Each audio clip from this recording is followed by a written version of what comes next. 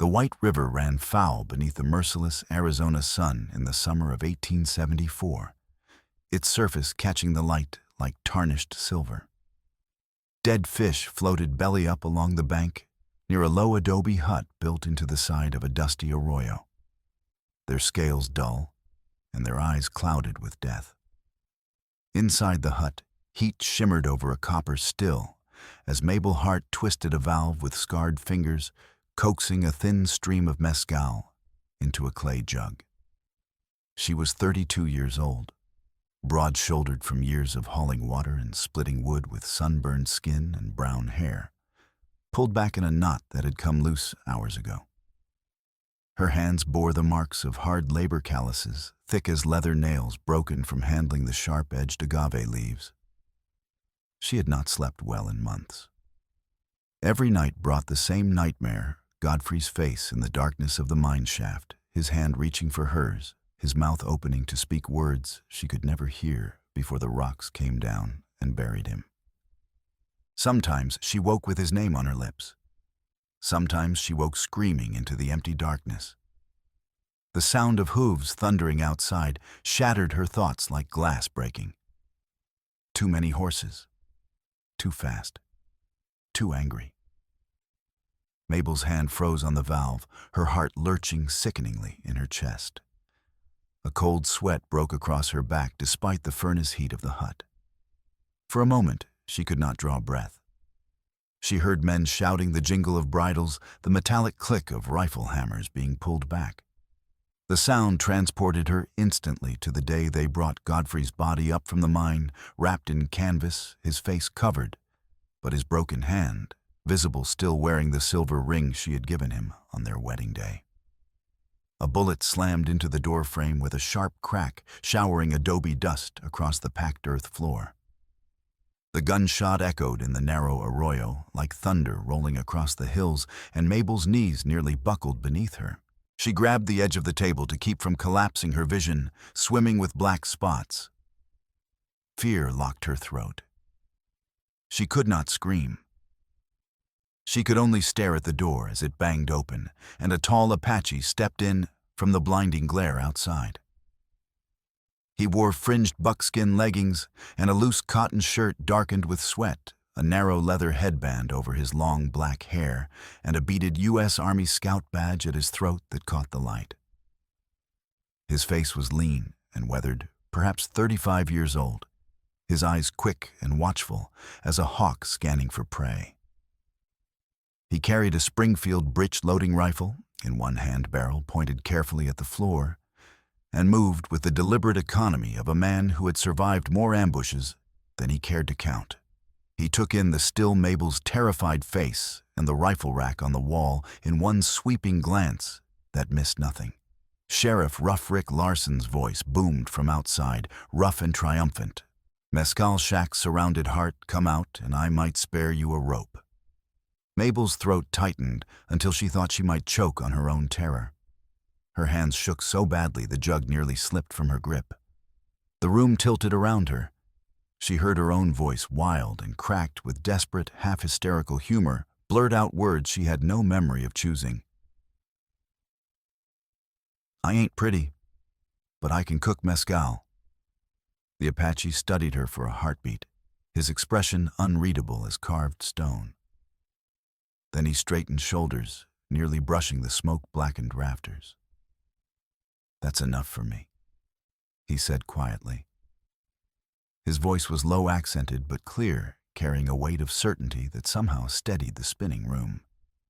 He stepped past her toward the doorway and called out, his tone hard and formal. "Sheriff, your men are aiming at a federal scout and his protected prisoner. You looking to quarrel with Fort Copper Ridge today?" The words hit the air harder than bullets. Outside, horses snorted and shifted nervously. Mabel heard men muttering the uncertain shuffle of boots on stone. The silence stretched taut as a bowstring about to snap. Then Larson cursed low and vicious and shouted the order to mount up. When the sound of hooves finally faded down the arroyo, Mabel sank against the wall, her legs suddenly unable to hold her weight. She slid down until she was sitting on the floor, her breath coming in short gasps that she could not control. The Apache lowered his rifle and looked at her, his gaze steady and assessing.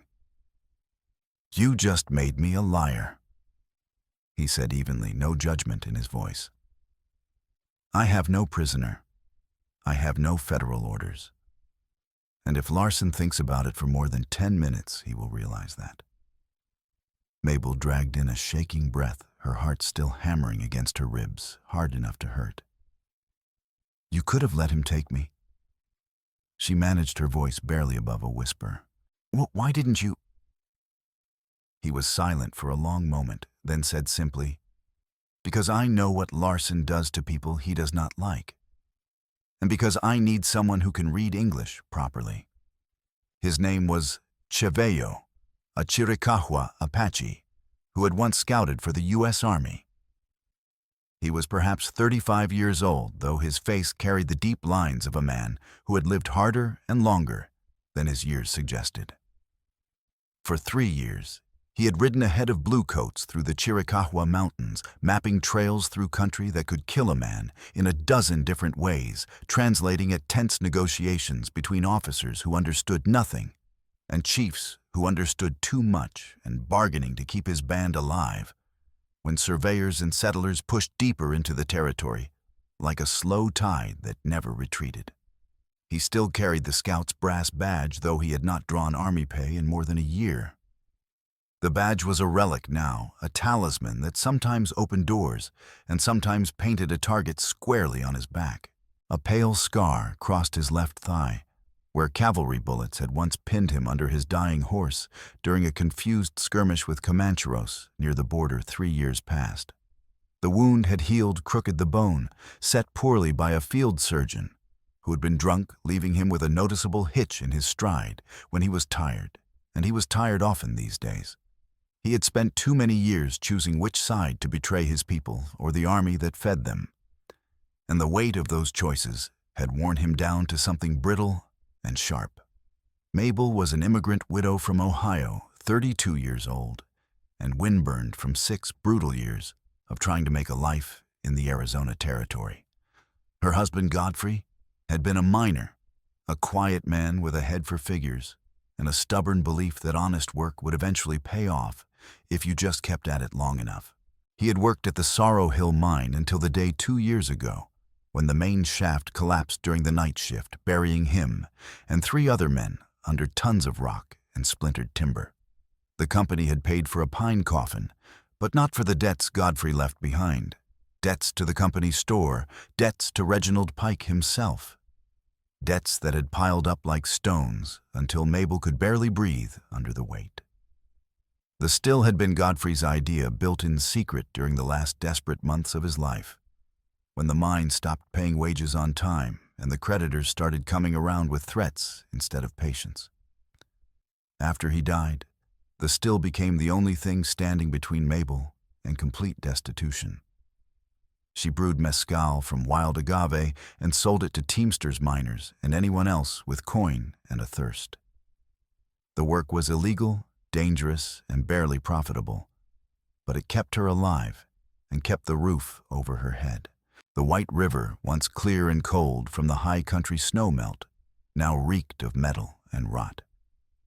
Children in the poor quarter of the town, Mexican laborers, a few Apache families, and the Irish immigrants who worked the freight wagons were falling sick with fevers and rashes that would not heal.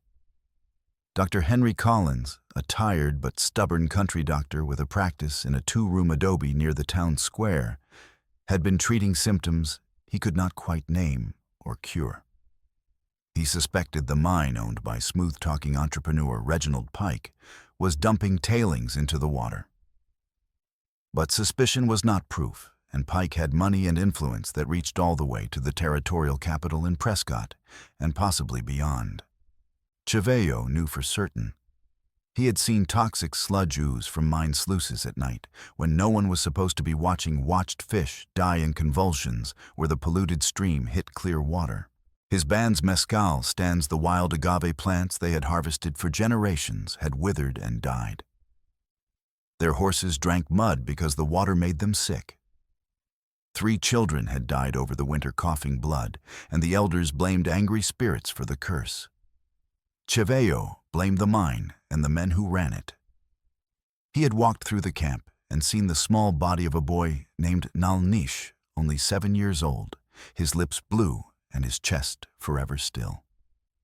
The boy's mother had wailed until her voice broke, and Choveo had stood silent because there were no words in any language that could ease that grief. That image haunted his sleep and would not let him rest. When he discovered Mabel brewing with that same poisoned water anger had flared hot and immediate in his chest.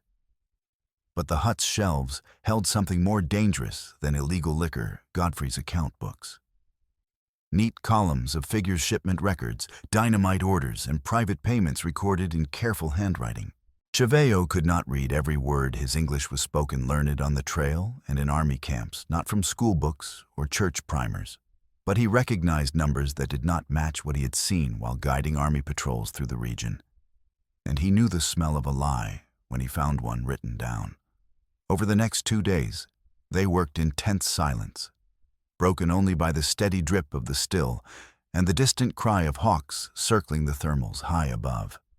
Mabel read aloud, while Choveo listened, his gaze fixed on her face, weighing every word and number. She traced entries that made less sense the more she studied them, or shipments that never appeared in the official town records. Entire wagon loads of mercury salts that vanished on paper as if they had never existed. Payments marked only as discretionary arrangements that lined up precisely with dates when Larson had ridden out to harass squatters or run off Apache families camped too close to valuable mining claims. "Your husband kept 2 sets of accounts," Choveo said quietly, tapping the worn leather cover with one finger. One for Pike to see, one for himself hidden. Mabel's jaw tightened, a muscle jumping in her cheek. Godfrey was trying to stay alive. Same as me. Same as everyone in this valley. Then we use what he left behind. Choveo said, his voice flat and determined. Before Pike buries the truth the same way he buried your husband. They needed to compare Godfrey's private records with Pike's public accounts, the ones he filed with the territorial assessor for tax purposes. Those copies were kept in the sheriff's office, locked in a cabinet behind Larson's scarred desk. "We go to town," Choveo said. "Tonight, when the saloons are loud and people are not paying attention." They rode into White River at dusk, 3 days after the posse had surrounded the hut, slinking through back alleys to avoid the main street and curious eyes. The town was a collection of low adobes and unpainted timber buildings clustered around a dusty square where nothing grew. The sheriff's office sat on one corner, a squat structure with barred windows and a hitching post out front. Choveo wore his scout badge openly now, betting on the Army's shadow to keep Larson from shooting first and asking questions of a corpse. Inside the cramped office, the air smelled of stale tobacco and old sweat. Mabel's ink-stained finger landed on a page where mercury orders rose sharply in July of the previous year, the exact same month Henry's patients began to sicken and die. The numbers were damning impossible to explain away. Tons of mercury salts purchased from suppliers in Tucson, but only a fraction recorded in the official ore processing logs Pike filed with the territory. The rest simply disappeared into thin air, or more likely dumped into the river at night to hide the evidence of corners cut and safety ignored. The door banged open without warning. Sheriff Larson strode in with 2 deputies flanking him, hand already drifting toward the Colt revolver at his hip. He was a big man, red-faced and bull-necked, with a jaw like a shovel blade and eyes that gleamed with mean intelligence. He stared at Choveo and then at Mabel, standing too close to the Apache, her face flushed with more than just heat, ink-stained and guilty behind his desk. Choveo moved first, his voice cool and precise as a blade. "My prisoner broke terms of federal protection. I bring her documents to verify against Pike's official reports. Army business, Sheriff." Larson hesitated, his hand hovering near his gun. Picking a fight with a known Army scout could bring serious trouble from Fort Copper Ridge, 30 miles north through hard country. The territorial government was extremely touchy about Indian relations, since the last bloody uprising had nearly bankrupted the territory.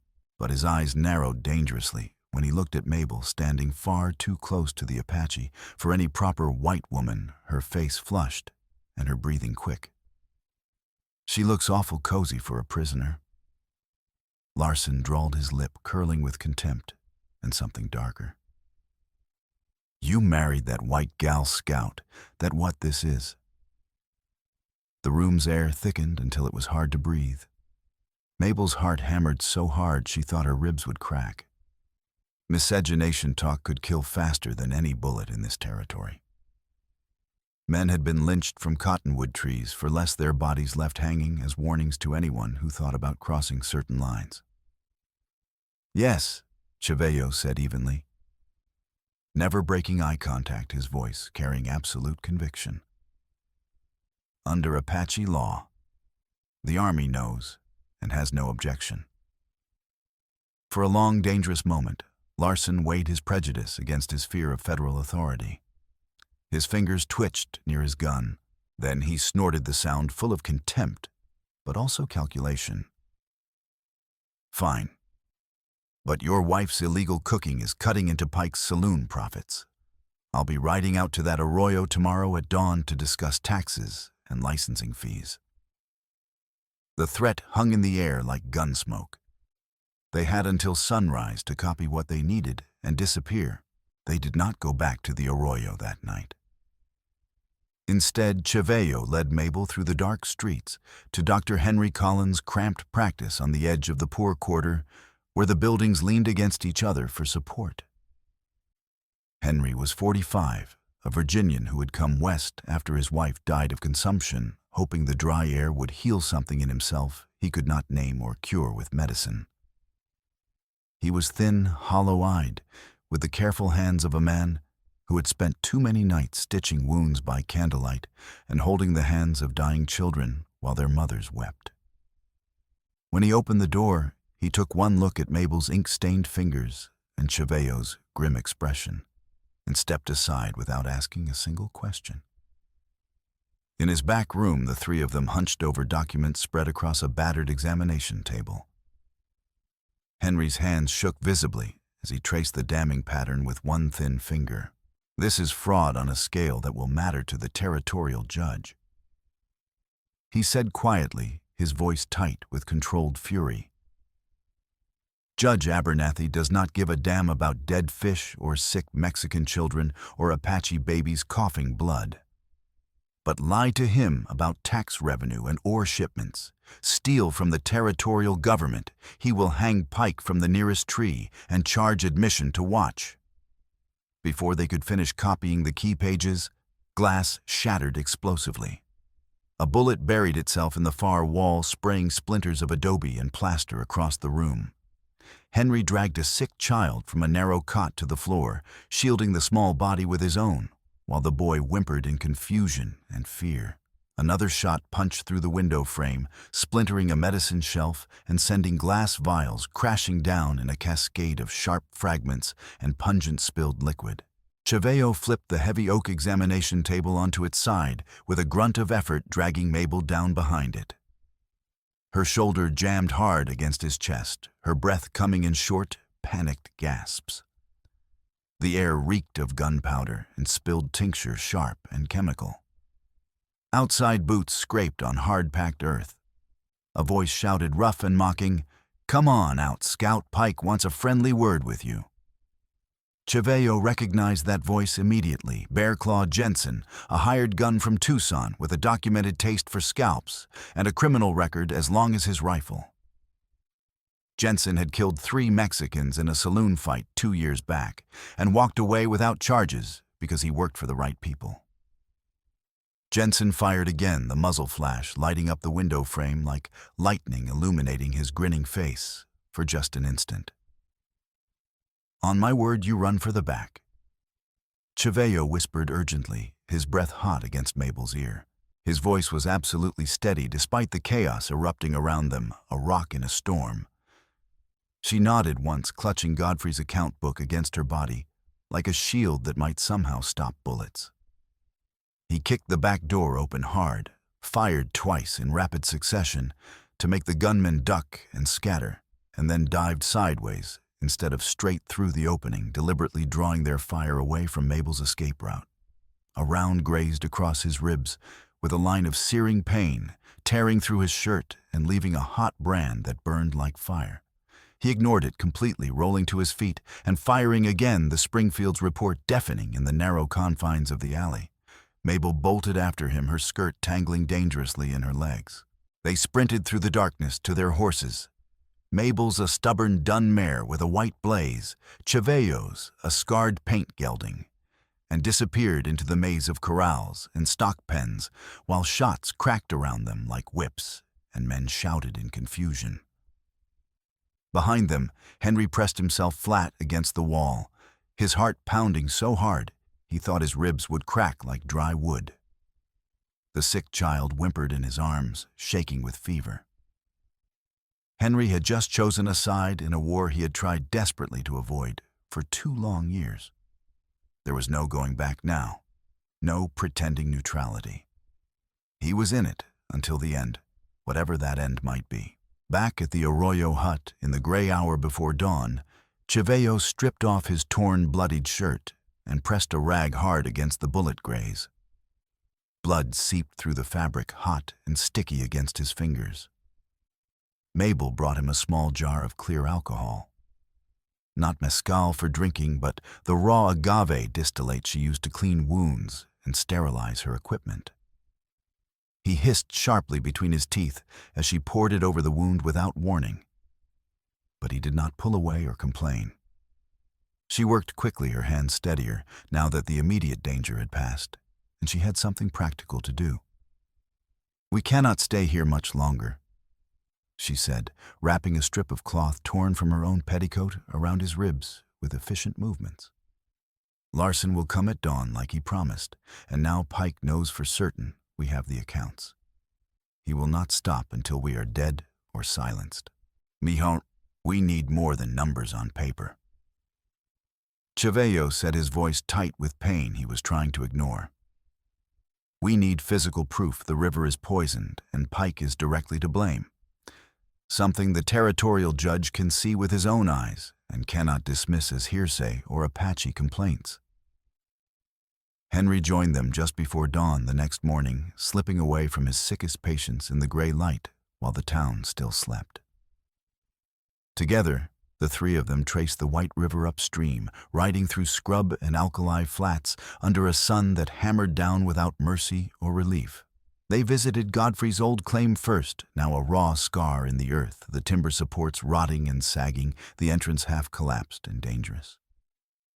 A toxic sludge pooled at the bottom, reeking of sulfur, and something metallic that made Mabel's eyes water and her stomach turn.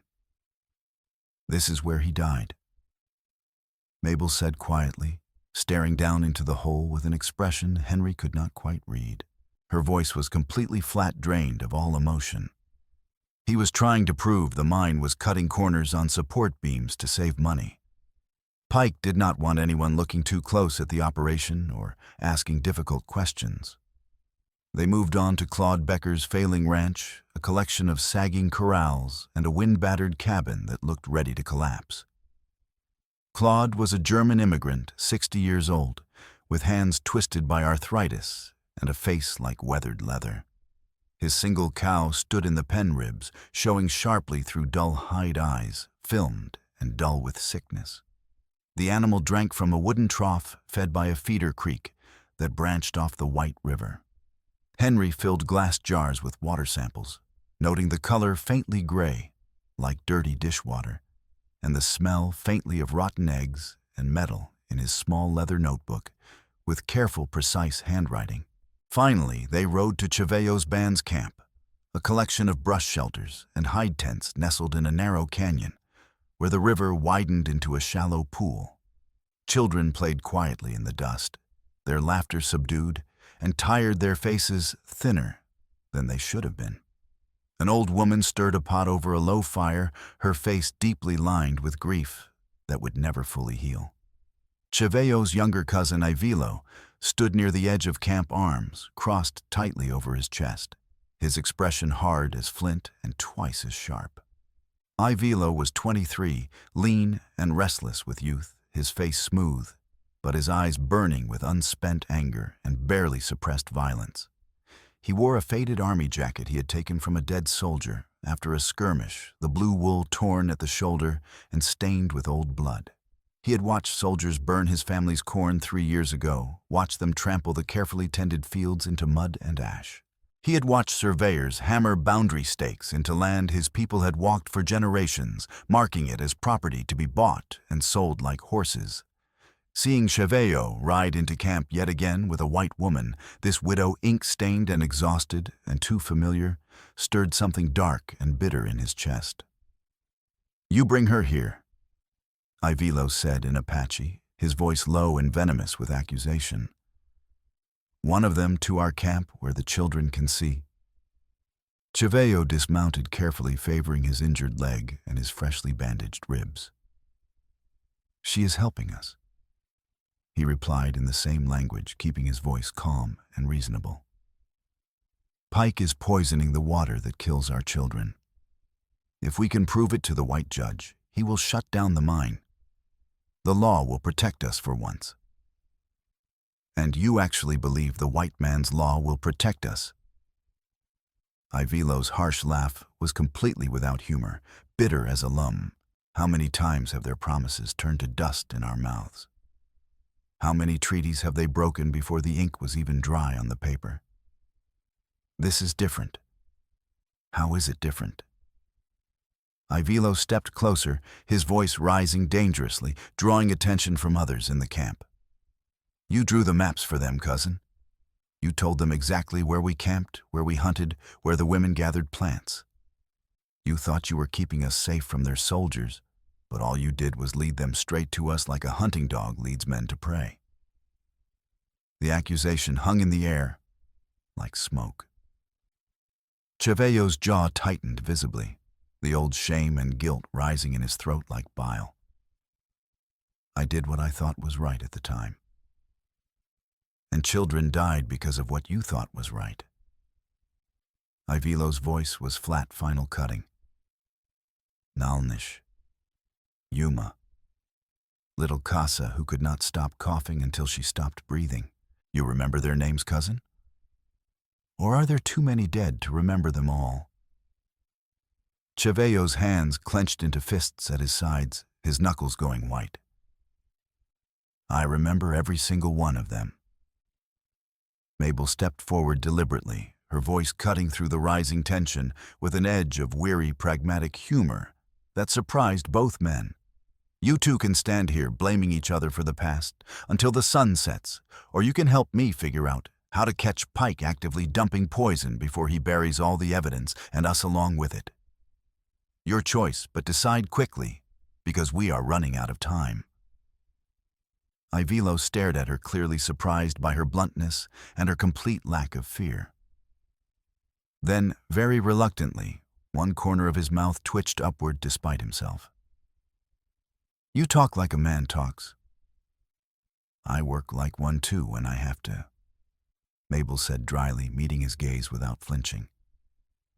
"Now are you in this fight or out? I need to know before we waste any more daylight." Henry filled more jars at the edge of the pool, his thin face pale with controlled horror at what he was seeing. The water here was visibly fouler than it had been upstream, a greasy scum clinging to the rocks like diseased skin.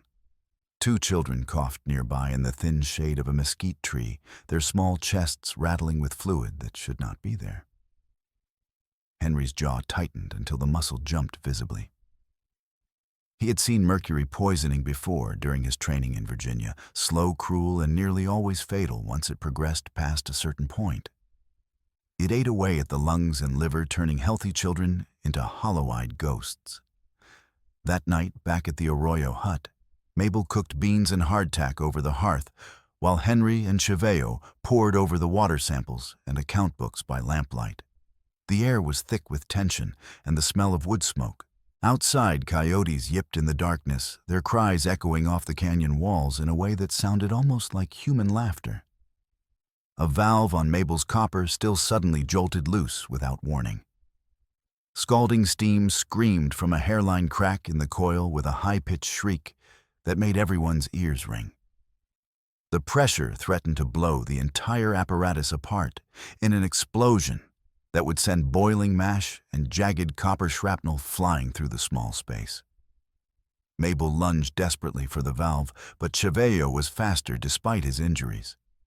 He grabbed the twisting metal handle with his bare hand, teeth clenched hard against the immediate searing pain, and wrenched it shut with all his considerable strength. The hiss died to a whisper, then silence. His palm was already blistered and shaking, the skin turning red and raw, but disaster had been averted. Mabel caught his wrist firmly without saying a word, her touch businesslike rather than gentle. She knew better than to coddle a man who would only resent pity. She guided his hand to the water bucket and plunged it into the cool liquid without hesitation. He hissed sharply through his teeth, but did not pull away or complain. She held his hand under the water for a long moment, then wrapped it carefully in a clean cloth torn from her own sleeve, binding it snugly but not too tight. "You did not have to do that," she said quietly, focused on her work rather than his face. "Yes, I did," he replied, his voice rough with suppressed pain. "You would have done exactly the same for me without hesitation." Their eyes met and held. It was absolutely true, and they both knew it without needing to say more. Something unspoken passed between them in that moment. Not romantic attraction, not yet, but deep recognition. They were both survivors of hard lives, both carrying scars, visible and invisible, both too tired and too honest to pretend otherwise. Over the next 10 days, they gathered evidence with grim, methodical determination. Henry documented every sick child, every sick animal, every fish kill. He could find his notebook filling with dates and symptoms, and increasingly grim observations written in his careful medical hand. Mabel cross-referenced Godfrey's private accounts line by line with Pike's public records, finding discrepancies that would make even a corrupt judge sit up and take notice, or shipments that appeared in one set of books but vanished completely from the other, mercury purchases that tripled without any corresponding increase in processed gold or silver to justify the expense. Chevello mapped the river's entire course through the territory, marking every tailings dump and sluice that fed contaminated runoff directly into the current, creating a detailed picture of systematic poisoning that had been going on for at least 2 years. But Pike was far from idle during this time.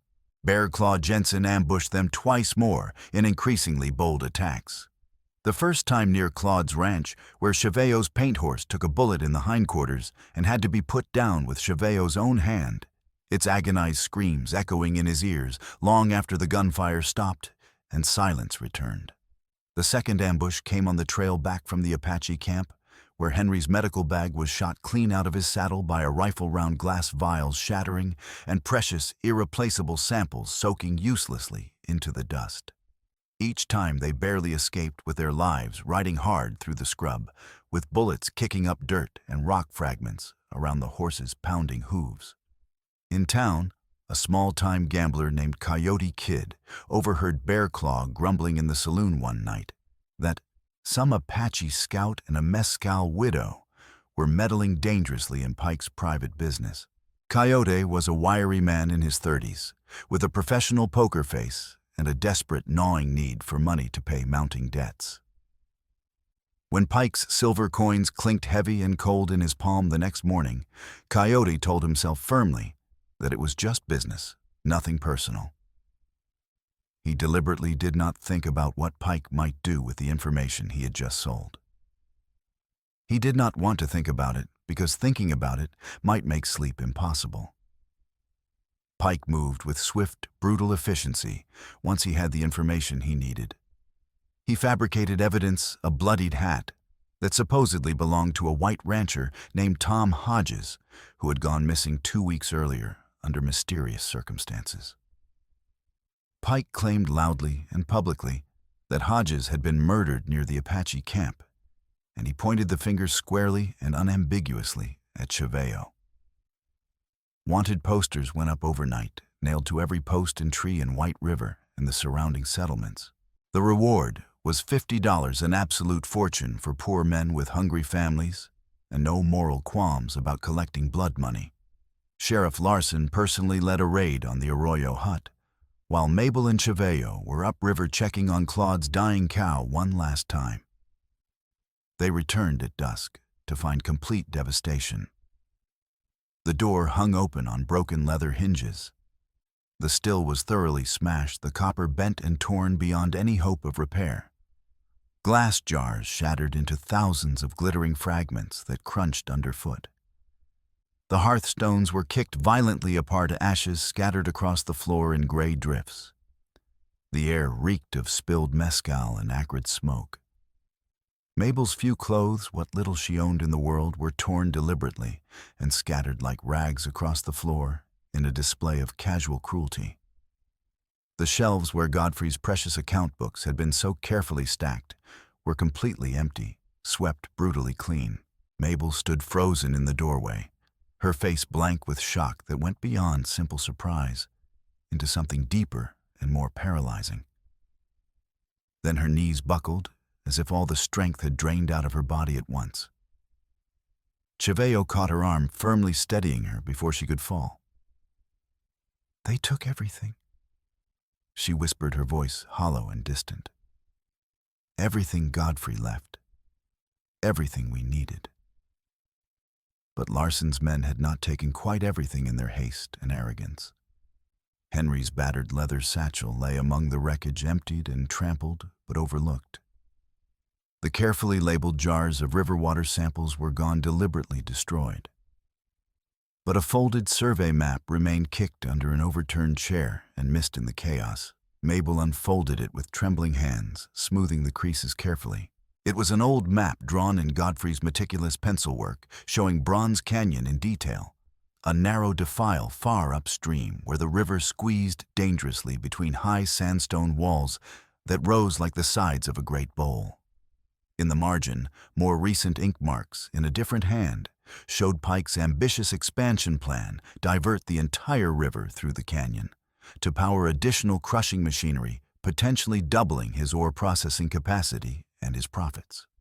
Below that notation in Godfrey's older, fainter handwriting was a stark warning that made Mabel's blood run cold.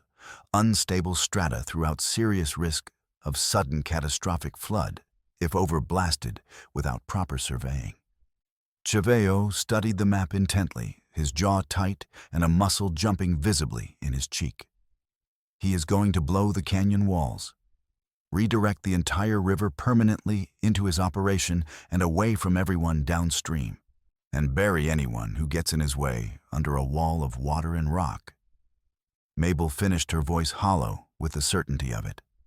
Henry arrived at the ruined hut at dawn the next morning, exhausted and visibly shaken from a sleepless night treating patients. The territorial judge arrives in exactly 3 days to hear the ongoing land dispute case between Pike's company and the Apache families. He said urgently, "If we can catch Pike in the actual act of illegal blasting, show Judge Abernathy that he is endangering federal land and defrauding the territorial government of tax revenue, it might be just barely enough to shut him down permanently." "Might," Mabel said bitterly, sinking onto an overturned crate that had once held her supplies. "That is an awfully thin hope to bet all of our lives on, Henry." "It is the only hope any of us have left," Chaveo said quietly, but with absolute conviction. He looked at Mabel, then at Henry, then out toward the distant hills where his people waited and watched.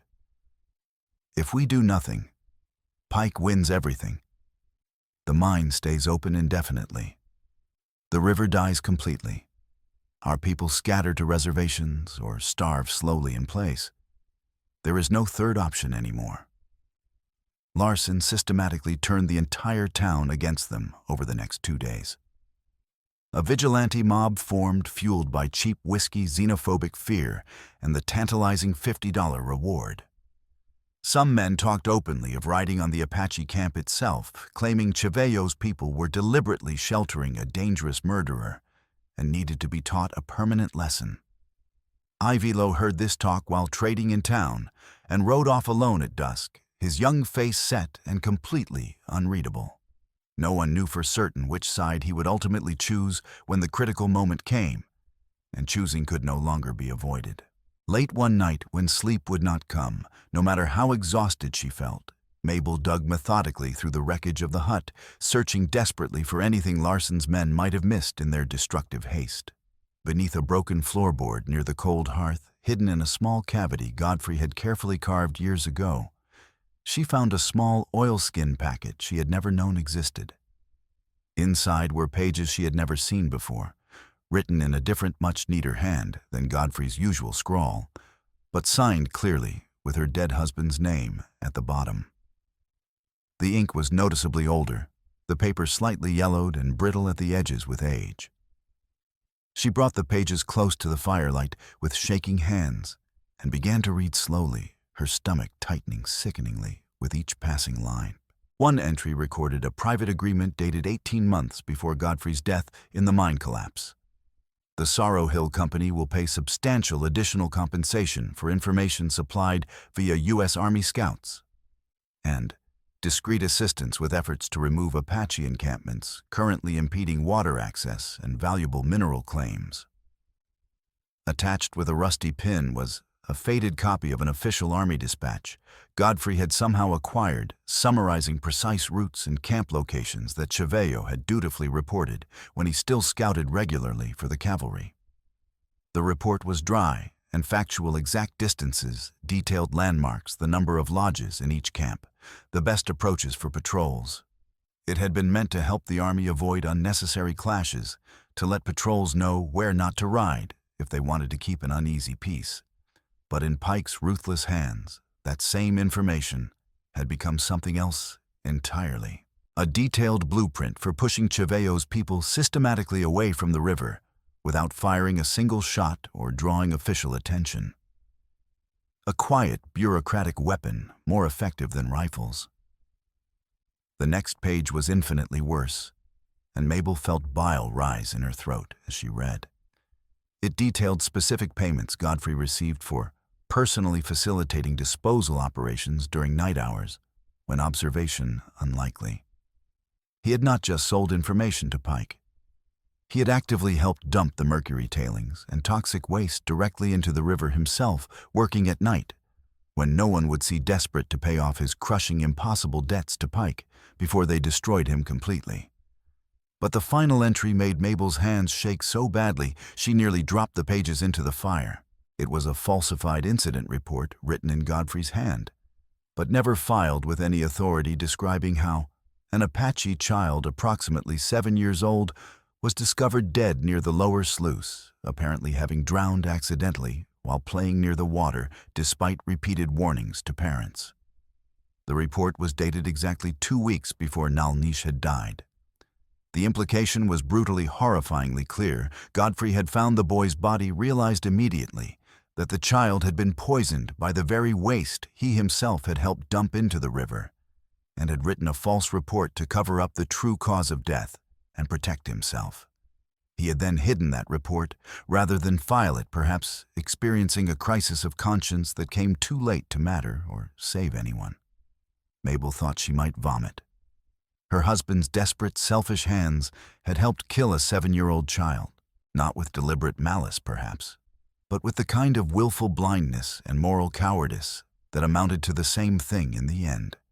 She showed Chevello the damning pages by flickering lantern light, her throat so tight with shame and grief she could barely breathe. He read slowly and carefully, his lips moving slightly over the English words, his jaw clenched so hard she could see the muscle jumping rhythmically. He remembered now Pike at the mine entrance, weeks before the fatal collapse, talking in low tones with a soldier outside the company office. He remembered the soldier glancing at him with an expression of pure guilt before quickly looking away. His honest work as a scout, meant to prevent bloodshed and protect both sides, had been bought with silver, and turned into a precision tool to harm his own people. And he had known a child whose name he spoke in his prayers, had died because of it. Ivilo was sheltering in the hut that particular night, hiding from the vigilantes who were actively prowling the hills looking for Apache targets. He saw the papers clutched in Chevello's shaking hands and snatched them away before anyone could stop him, his young eyes scanning the words he could only partially read, but understood well enough. His face went rigid as stone, then twisted with pure, incandescent rage that made him look suddenly much older and infinitely more dangerous. "Your paths led them straight to us," Ivilo said in Apache, his voice low and shaking with barely controlled fury. "You drew the map of our complete ruin, cousin. And her husband." He spat deliberately toward Mabel with contempt. "Her white husband poisoned the water that killed Nalnish, killed Yuma, killed little Casa. He took Pike's blood money and poured death directly into our river with his own hands, then lied about it to save his own skin. And you expect me to trust her now, to fight beside her?" Chevello stood completely rigid, the old shame and guilt rising like a flood he could not hold back. He had no defense to offer because it was all absolutely true. Every word of it was true, and the weight of that truth was crushing. Before Ivilo could storm out into the night, before he could take those papers and show the entire band and turn them permanently and irrevocably against Chevello forever, Mabel moved with desperate speed. She tore the pages from Ivilo's hands with surprising strength and fed them directly into the fire without hesitation. The paper curled black, instantly edges glowing orange, Godfrey's damning words disappearing into ash and smoke. She held them in the flames until her fingers burned, until every single incriminating line was gone forever and could never be used as a weapon. "What are you doing?" Ivilo shouted, his voice cracking with shock and fury. That was proof of what they did to us. Saving all of us from Pike's final trap. Mabel said, her voice hard as iron despite the tears streaming down her face. She turned to face him fully, her eyes fierce and red-rimmed. "Pike used your cousin like a tool. He used my husband the same way, threatened him, squeezed him until he had no choice. If you take that proof to your people, Pike wins everything. Your band will turn against Chevello completely. You will fracture and scatter. No one will stand together against the mine. And Pike will keep poisoning the river forever because there will be no one left with the strength or unity to stop him." She took a shaking breath, wiping her face with the back of her hand. "Godfrey is dead. He paid for what he did when those mine walls came down on top of him and crushed the life out of him. I hope he suffered. I hope in his last moments he thought of that child. But if you let Pike use his sins to destroy what we are trying to do right now, then Nalnish died for absolutely nothing. All of them, Yumakasa, all the children died for nothing but Pike's greed." Ivilo stared at her, breathing hard, his fists clenched so tight his knuckles had gone white and bloodless. The rage in his face had not diminished, had not softened. "You protect a man who murdered children," he said, his voice shaking. "No," Mabel said, her voice breaking. "I protect the living. Pike is the one still actively poisoning the river every single night. Pike is the one who needs to hang for what he is doing right now, today, tomorrow. Not a dead man who can never answer for his crimes or burn in the hell he earned." Chevello spoke quietly in Apache, his voice raw and scraped hollow. She just burned proof that could have completely cleared her name with every white person in this territory. She could have shown the whole town that her husband was threatened and coerced, that she knew nothing about any of it. Instead, she destroyed it to protect us. To protect you and the band, and our chance to stop Pike. Ivilo looked between them both, his anger still burning hot, but now mixed with something else. Confusion, perhaps, or the first reluctant stirrings of respect. But he did not soften. He did not nod or smile or offer forgiveness. "I make no promises," he said finally, his voice cold. "When the time comes, I will decide what is right. Not you, not her, me." He turned and walked out into the night without another word, leaving Choveo and Mabel alone in the firelight, with the ashes of Godfrey's sins drifting in the air between them.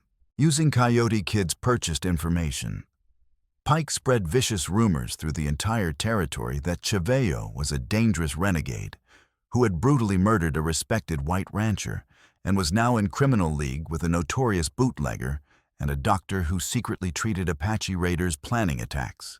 The accusations were absurd when examined, logically stitched together from lies and calculated half-truths, but they did not need to be believable or consistent. They just needed to be loud enough and repeated often enough to drown out any questions or alternative narratives. Sheriff Larson's raid on the Arroyo hut had been precisely timed for maximum effect. Pike had known they would be upriver checking on Claude's livestock, and had used the opportunity to methodically destroy evidence. The stolen water samples ended up in a fire pit behind the jail. The glass jars deliberately smashed into thousands of glittering fragments that caught the morning light like scattered diamonds. Henry discovered this when he tried to file a formal complaint with the territorial marshal passing through town on his circuit. Marshal Gaines was a tired man in his 50s who rode circuit between three widely separated towns, his weathered face deeply lined with the weariness of trying to enforce laws that no one particularly respected or followed. He listened politely to Henry's impassioned complaint, then leaned back in his chair with a sigh.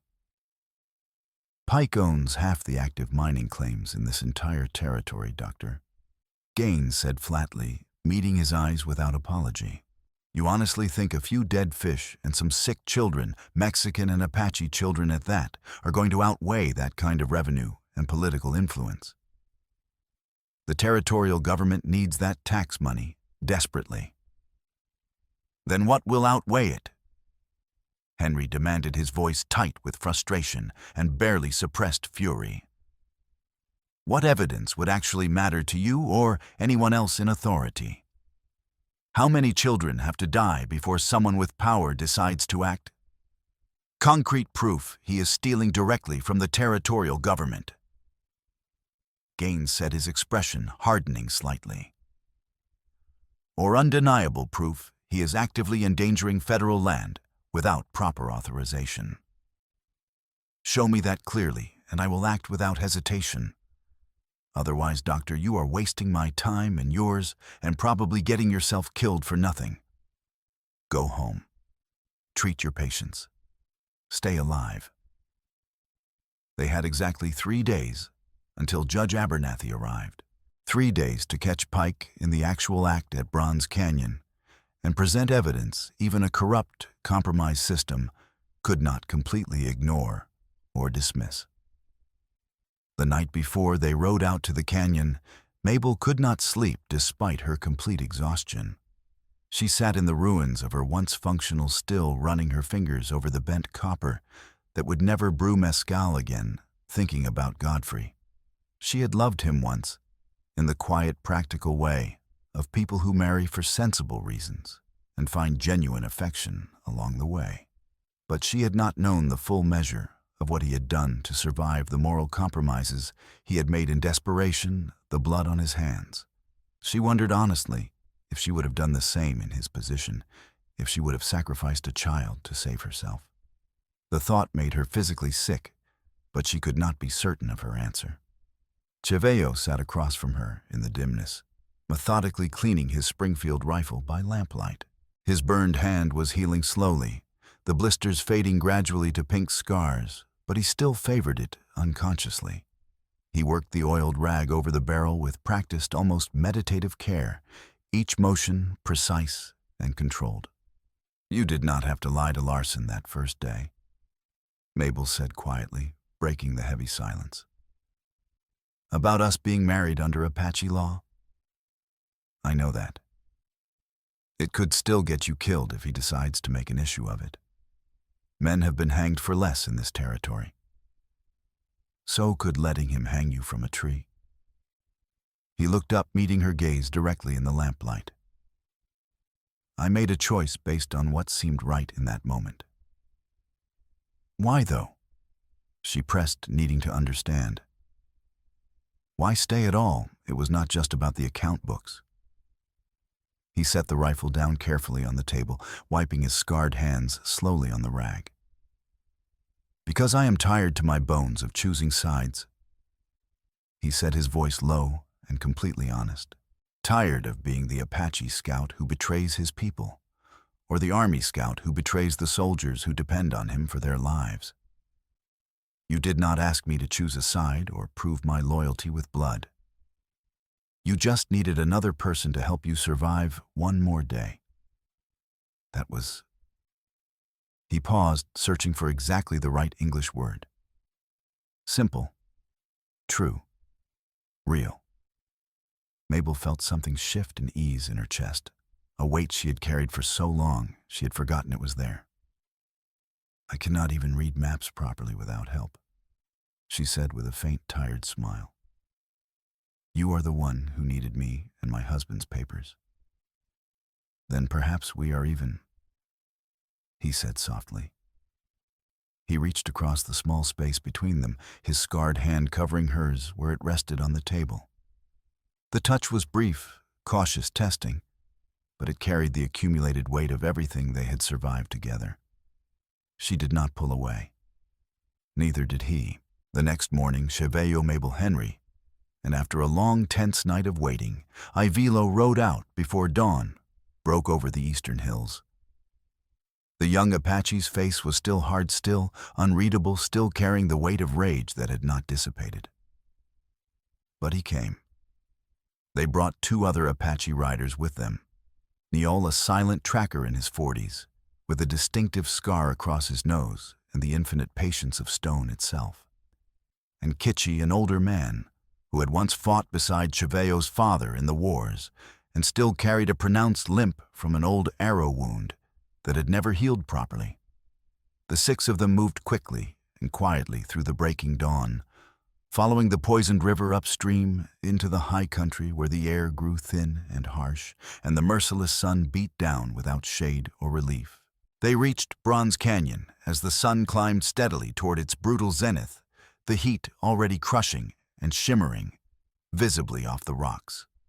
The river here was transformed into something wild and dangerous, squeezed violently between sandstone walls that rose 100 feet on either side, the stone streaked with dramatic layers of deep red and gray, like old blood.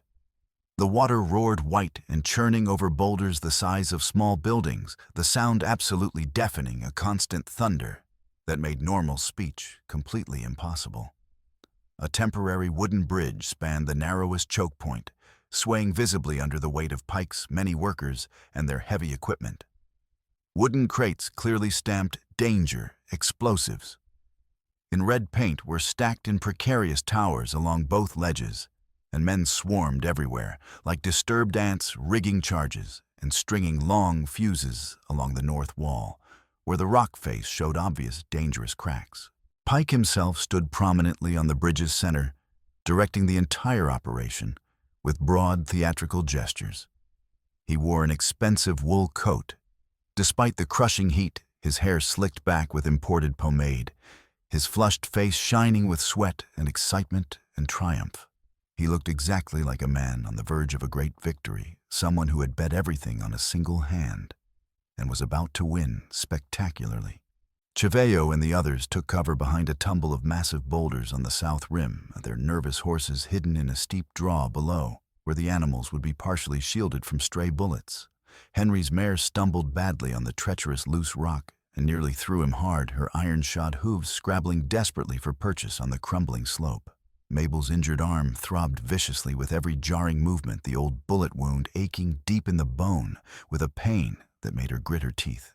They watched the canyon activity in tense, absolute silence, waiting for exactly the right moment to reveal themselves and somehow stop Pike before he could light the fuses and bring the walls down. Without any warning whatsoever, rifle fire suddenly erupted from the north rim, a carefully planned ambush. Bear-clawed Jensen and 3 other hired gunmen rose smoothly from behind concealing rocks and opened fire with devastating accuracy, bullets sparking and ricocheting off the stones, where Chevello's group crouched exposed. The sharp crack of multiple rifles echoed and re-echoed off the canyon walls, multiplying into a disorienting storm of sound. Chevello's replacement horse reared violently, in the draw below eyes rolling white with pure terror, nearly throwing him backwards against the unforgiving rocks. A rifle round tore a burning groove across Mabel's already injured arm, reopening the partially healed wound with brutal efficiency. Hot blood immediately soaked through her sleeve, spreading dark and wet. She gasped sharply, but bit down hard on any cry of pain, diving desperately behind a spray-slick boulder. Henry's mare screamed a high, terrible, almost human sound that cut through even the roar of the water and gunfire. A bullet had punched clean through her neck, severing the carotid artery completely. Bright, arterial blood sprayed in a pulsing arc across the pale dust. The horse collapsed heavily sideways, her dead weight falling directly across Henry's trapped leg, pinning him brutally to the ground. He cried out in agony, his thin face going shock-white as pain overwhelmed him. Chaos erupted instantly in every direction. Niol and Kitchi returned fire with disciplined precision, their carefully aimed shots making every round count, each bullet placed, with the hard-won skill of men who had never been able to afford wasting ammunition. But they were badly outnumbered and caught in a deadly crossfire with no good cover. Another bullet whined past Chevello's head, so close he felt the scorching heat of its passage and the shockwave that left his ears ringing painfully. For long, agonizing seconds, no help came. Ivilo remained hidden somewhere on the rim, his position unknown, his loyalties still uncertain. Mabel risked a glance upward, her heart sinking. Had he chosen to abandon them after all? Had the revelation about Godfrey been too much? Then from an elevated position, high on the north rim, hidden among the twisted scrub, juniper, and broken rock, a lone rifle suddenly cracked out in rapid succession. Ivilo. He had not abandoned them. His first shot took Bear-Claw Jensen squarely in the shoulder with brutal force, spinning the big man completely around and spraying blood. It was not a killing shot, but it was deliberate. Ivilo had aimed at Mabel's attacker, first protecting the white woman whose husband had helped kill Nalnish.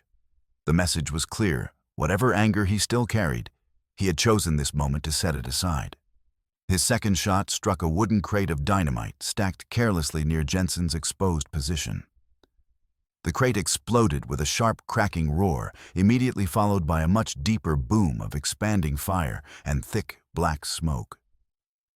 The initial blast set off an uncontrolled chain reaction charges, detonating in rapid sequence all along the half-prepared ledge in a cascade of thunder and flame. Massive chunks of rock and shattered timber flew high into the air, raining down on the terrified men below in a deadly hail of debris. Screams of pain and terror cut through the overwhelming roar. The canyon itself seemed to shake and groan like a dying thing, choking dust and debris, filling the air, until visibility dropped instantly to almost nothing. The temporary wooden bridge shuddered violently, thick timbers splintering audibly under the massive concussion. Men scattered in blind panic like insects, some diving desperately for any cover. Others simply frozen in place by pure terror. Pike shouted frantic orders, his voice completely lost in the chaos, but no one was listening to him anymore. Raw survival instinct had taken over completely. The north wall shook with a deep grinding sound that seemed to come from the earth itself. Massive slabs of ancient sandstone cracked loose with sounds like cannon fire and tumbled into the churning river far below. The rockfall struck the water with tremendous impacts that sent spray 30 feet into the air briefly and catastrophically damming the natural flow. Water backed up with terrifying speed, rising against the improvised barrier, pooling and climbing the sheer canyon walls faster than anyone could have believed possible. Choveo scrambled and slid down the treacherous slope toward Henry, his old leg wound screaming with white-hot pain at every jarring step. He reached the trapped doctor and heaved desperately against the dead mare's crushing weight, every muscle straining to its absolute limit, tendons standing out like thick cords in his neck and arms. The horse was pure dead weight, impossibly heavy. Mabel slid recklessly down beside him, completely ignoring the blood streaming from her reopened wound. And together they lifted with combined strength, born of desperation. Henry dragged himself free with a ragged cry of pain, his leg bent at an angle that made Mabel's stomach twist sickeningly. Water rose with shocking speed to their boots, then to their ankles, numbingly cold despite the brutal heat and deceptively strong. The current tugged insistently at their feet, much more powerful than it appeared. Mabel clutched the precious leather satchel of account books they had managed to bring. The only evidence that had survived Larson's destructive raid, the only proof of Pike's systematic fraud. "Move right now," Choveo shouted over the deafening roar, his voice barely audible. They scrambled desperately along a narrow sloping ledge, hugging the cliff face, while the river boiled just feet below them, rising steadily with every passing second. The water was thick with pulverized stone and shattered timber roaring like a living beast trying to devour them.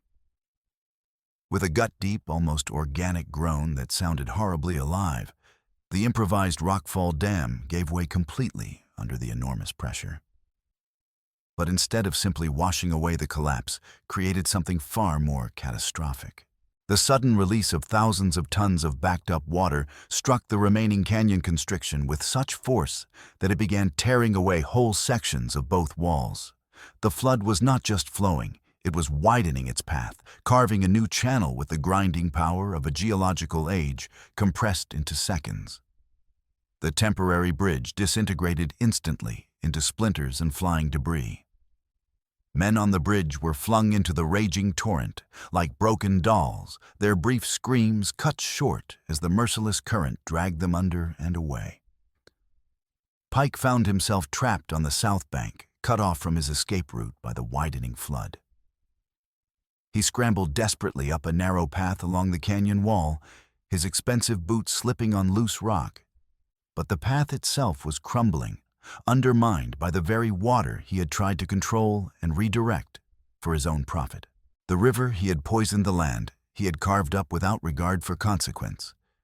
It was all collapsing around him, nature reclaiming what he had sought to dominate. He reached a small outcropping and turned wild-eyed to see Choveo and Mabel on the opposite ledge. For one frozen moment, their eyes met across the churning water. Pike's face twisted with rage and desperation. "This is mine," he screamed, his voice barely audible over the roar.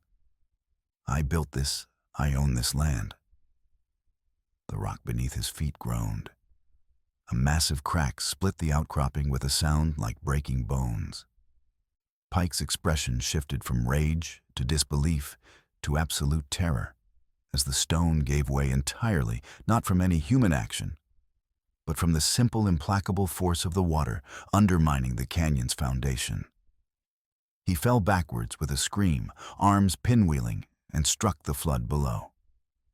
The current seized him instantly, slamming him against a boulder with tremendous force. His body went limp. The poisoned river he had created carried him downstream, tumbling him like a piece of driftwood, until he vanished entirely beneath the churning surface. Nature had rendered its own judgment swift and final. Above them, Ivilo fought his way down from the rim, reaching their position just as the worst of the flood began to subside. He looked at Mabel, bloodied, exhausted, still clutching the satchel, and for the first time since the revelation about her husband, his expression softened slightly. He had made his choice in the only way that mattered, with action, not words. Choveo clasped his cousin's shoulder firmly. "You came back." "I never left," Ivilo replied in Apache. "I just needed to decide what mattered more, the past or the future." The dead or the living? He glanced at Mabel again. She was right. Pike needed to hang not a dead man's memory. And you? He paused. You are still my cousin. That has not changed.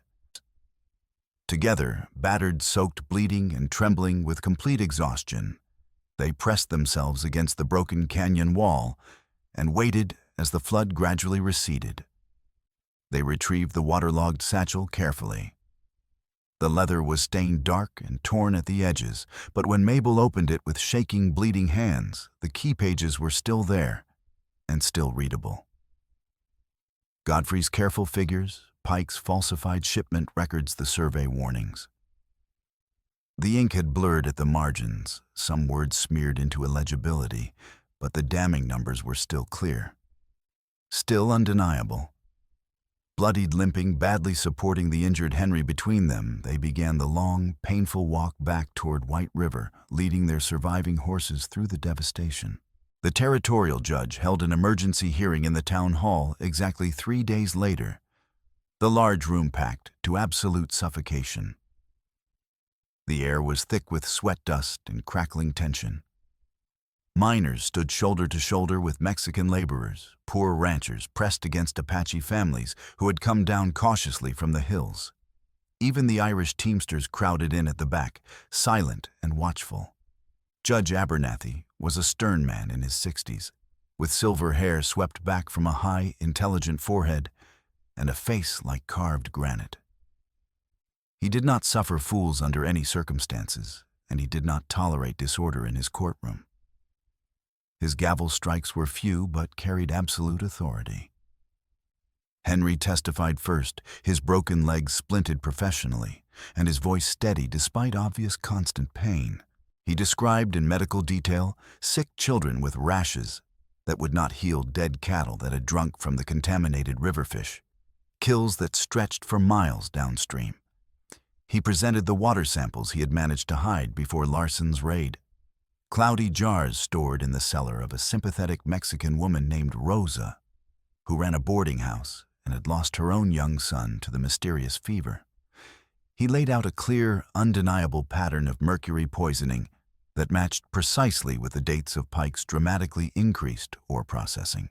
Mabel presented the waterlogged account books, next her voice clear and firm despite her bandaged arm. She explained methodically how Godfrey had kept 2 completely different sets of records, one sanitized version for Pike's official use, one hidden and honest, and how Pike's official reports to the territorial assessor in distant Prescott did not match at all the actual ore shipments or chemical purchases documented in the private accounts.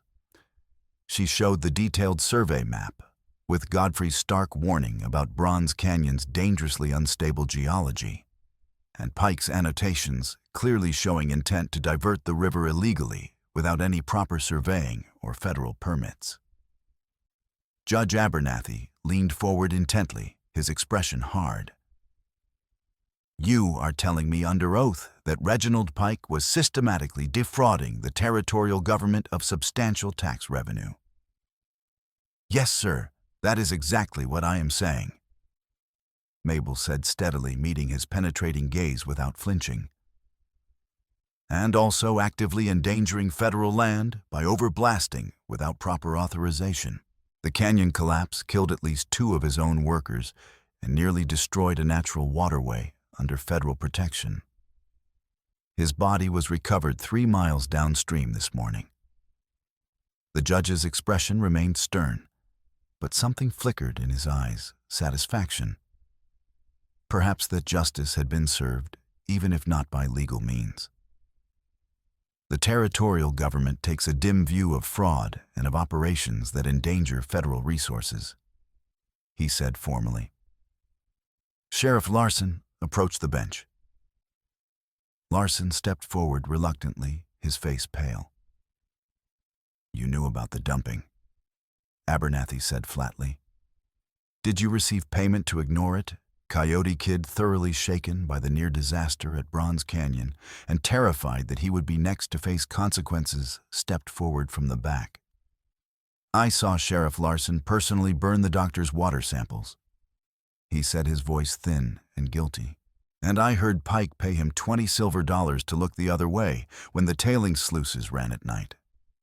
I was there. I saw it happen. The room erupted in angry shouts. Judge Abernathy hammered his gavel until the oak handle cracked. Sheriff Larson, you are under immediate arrest for evidence tampering conspiracy to commit fraud and obstruction of justice. Marshal Gaines, take him into custody. He turned his cold gaze to Chaveo. The murder charge against you is hereby dismissed completely. The evidence was entirely fabricated. He paused. But understand this with absolute clarity, Scout. Apache law does not supersede territorial law in this jurisdiction. If you break territorial law again, I will not be merciful. Are we understood? Yes, sir. Chaveo said quietly. The judge ordered the Sorrow Hill mine placed immediately under federal seizure pending investigation. Its operations were halted, all sluices shut and padlocked, tailings piles covered and guarded. With no owner to press claims or bribe officials, there was suddenly less pressure on Apache families and poor settlers downstream. It was not perfect justice. No one would hang for the children who had died. But it was enough. The immediate threat was ended.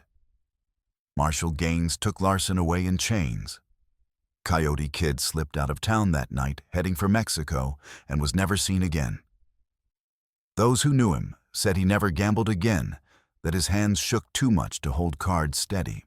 8 weeks later, as autumn began to settle over the territory, the Arroyo hut stood rebuilt and noticeably stronger than before. The roof was much tighter, the thatch woven with genuine care by Neol and Kitchi, working patiently side by side with Claude, who had ridden over repeatedly with good timber and solid German engineering advice. The hearthstones were set with real precision, the chimney drawing smoke cleanly. A new copper coil gleamed above the gently simmering pot, soldered with Chaveo's steady hands and Mabel's patient guidance. Outside children from both the Apache camp and from the town's poor quarter chased one another along a river that ran noticeably clearer than anyone under 30 could remember ever seeing. The fish were definitely coming back, bright silver flashes in the shallows, fat trout rising to snap at insects in the golden evening light.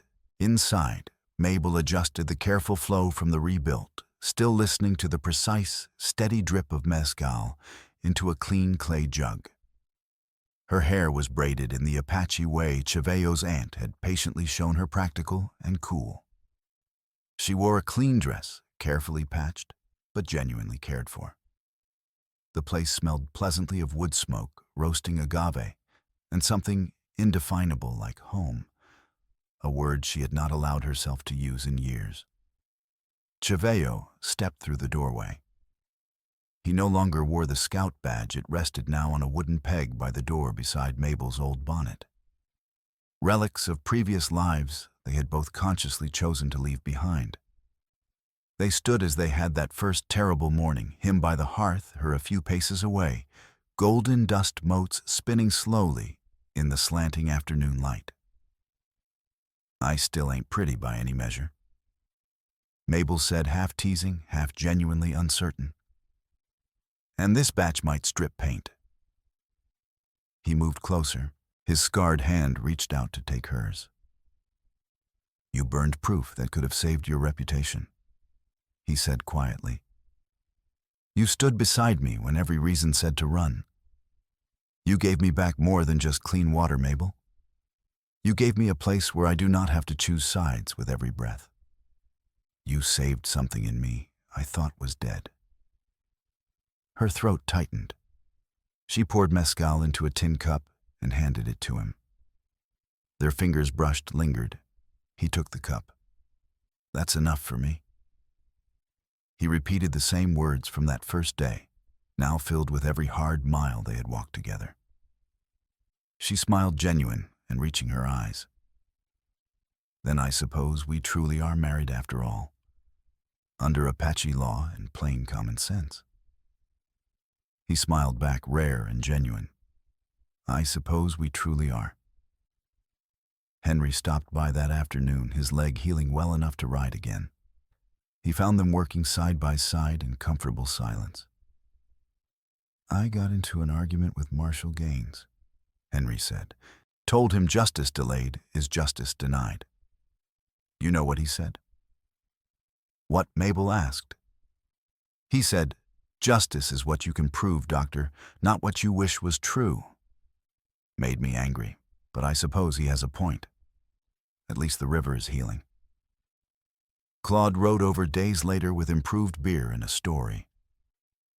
"My cow refuses to drink from the old trough," he said, grinning. "I had to build her a new one upstream. She remembers the bad water. Animals are smarter than people sometimes." Ivilo came down from the high country a week later with 3 young men eager to help dig a new irrigation ditch. They worked together for days, and at sunset, shared meals, venison stew, cornbread, weak mescal. Mabel swore would not blind anyone. Ivilo sat beside Chaveo and spoke quietly in Apache, asking practical questions. The breach was healing. It was enough. On a cool evening in late autumn, Chaveo and Mabel were married in a small Apache ceremony. Ivilo spoke the words. Niol and Kitchi stood as witnesses. Henry was there, and Claude and Rosa with her children. It was not recognized by the territorial government, but it was real and binding. They stood by the river as the sun set. Ivilo finished the traditional words, and Chaveo took both of Mabel's hands. "I am exactly where I need to be," Mabel said softly, "with exactly the person I need to be with." "And I am no longer torn between worlds," Chaveo replied, "because you made a new world where both of us can stand." They walked back to the hut as darkness fell warm lantern light spilling through the open door. The future, still uncertain in this hard, unforgiving country, felt for the first time in many years like something genuinely worth reaching for.